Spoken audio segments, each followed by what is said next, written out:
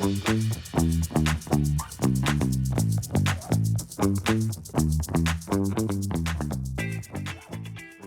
this video we're talking about another indicator.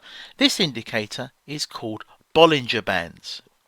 Now Bollinger Bands were invented and created by a trader a number of years ago, and Bollinger Bands are used when we are running in a sideways market. What do I mean by that?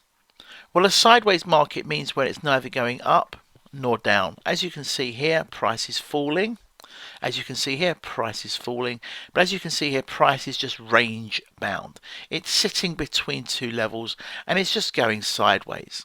Bollinger Bands, when you'll see in a moment, they just wrap around price. So we simply go to our indicator, type in Bollinger Bands, and as soon as we start typing B, it comes up.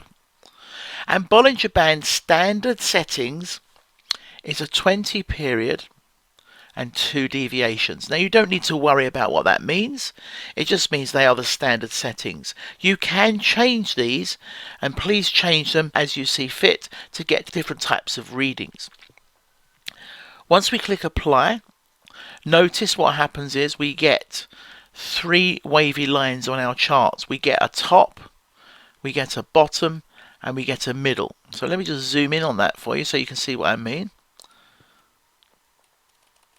Okay, so we have a top, we have a bottom, and we have a middle. And the ethos behind Bollinger Bands is that when price is in a sideways market like so, we will buy the bottom band and close out at the top band. We will sell at the top band and close out at the bottom band. So we're capturing these moves here, these moves here. So from there to there and there to there.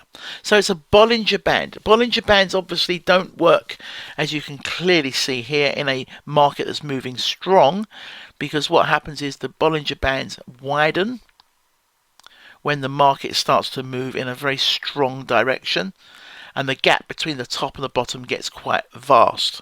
It's when the gap between the top and the bottom is small like this that you know you're in a sideways market. So Bollinger Bands do contract and do expand depending on the volatility of the market at any one time.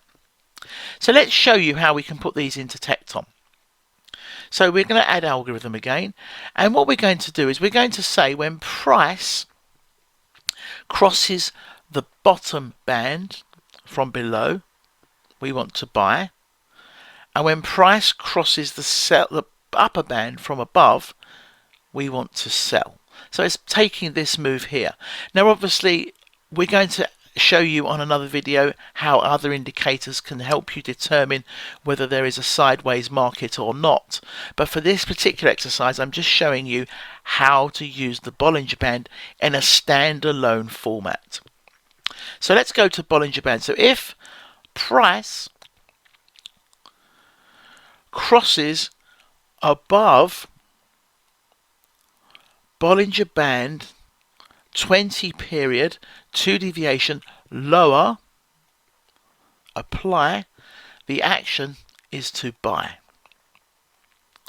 And now you can see if price crosses above Bollinger Band 22 lower band, buy, and that's basically going to take that move there, that move there, that move there.